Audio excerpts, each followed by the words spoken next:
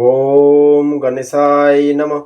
নমস্কার বন্ধুরা, আজকের আলোচনা জন্মসংখ্যা অনুযায়ী কোন জিনিসগুলি আপনার কাছে রাখলে পকেট হবে না ফাঁকা বা কি মেনে চললে পকেট হবে না ফাঁকা। চলুন জেনে নেওয়া যাক। জ্যোতিষশাস্ত্রের একটি গুরুত্বপূর্ণ অংশ হলো সংখ্যাতত্ত্ব। সংখ্যাতত্ত্বের সাহায্যে একজন ব্যক্তির নানা বিষয় সম্বন্ধে একটা ধারণা দেওয়া সম্ভব।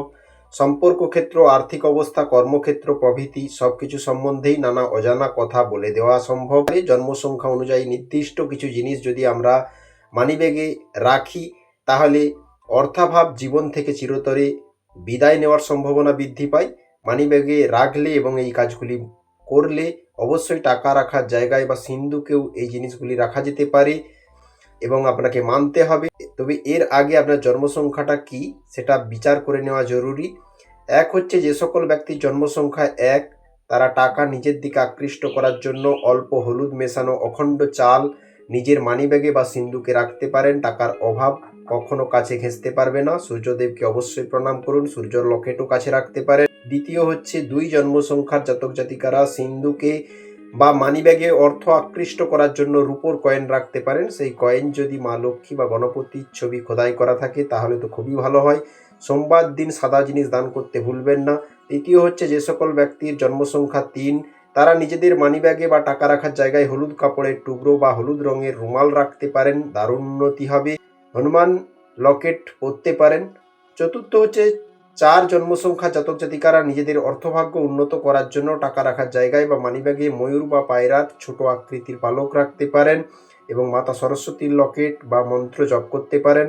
৫ জন্মসংখ্যার ব্যক্তিরা মানিব্যাগে সর্বদা ৫টি এলাচ রেখে দেন, অর্থভাগ্য চোখে পড়ার মতো উন্নতি হবে, মানিব্যাগ কখনো অর্থশূন্য হবে না।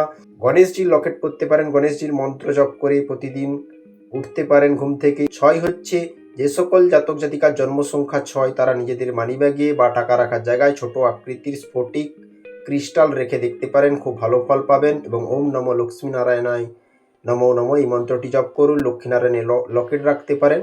৭ হচ্ছে, অর্থভাগ্যের সঙ্গে সঙ্গে কর্মক্ষেত্রে উন্নতি করতে ৭ জন্মসংখ্যার ব্যক্তিরা নিজেদের মানিব্যাগে কর্পূর রাখতে পারেন, এতে ভাগ্যের হাল শীঘ্রই বদলাবে।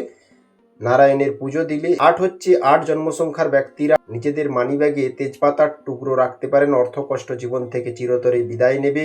এবং শনি বীজ মন্ত্র যদি জপ করেন, এই শনিবার থেকে যদি মা কালীর পুজো দেন, বিশেষ করে অমাবস্যায়, তাহলে তো জীবনে অর্থ কষ্ট থাকবে না। ৯ হচ্ছে, জীবনে সমৃদ্ধি আনতে অর্থভাগ্য বদলাতে ৯ জন্মসংখ্যার জাতক জাতিকারা মানিব্যাগে হলুদ গাছের শিকড় রাখতে পারেন।